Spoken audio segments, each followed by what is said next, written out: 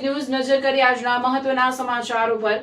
હારીજ બિલિયા બેચરાજી માર્ગ બનશે વધુ પહોળો અને સુરક્ષિત। પાટણ જિલ્લામાં હારીજ બિલિયા બેચરાજી માર્ગના આધુનિકીકરણ અને વિસ્તરણની કામગીરી પૂરજોશમાં ચાલી રહી છે। માર્ગ અને મકાન વિભાગ દ્વારા પ્રોજેક્ટ માટે 33.70 કરોડની વહીવટી મંજૂરી આપવામાં આવી છે।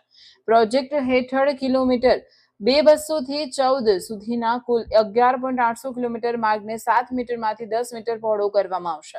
સાથે માર્ગ મજબૂતીકરણ, road furnishing, protection wall, structure widening અને જરૂરી સ્થળોએ ગોળાઈ સુધારવાની કામગીરી હાથ ધરાઈ રહી છે।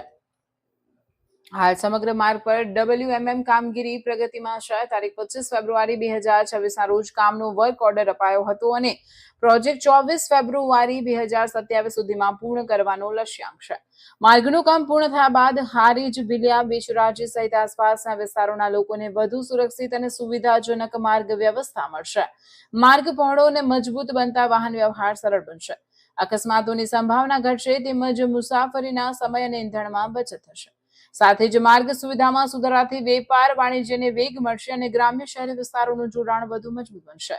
રિપોર્ટર પ્રવીણભાઈ પંચાલ।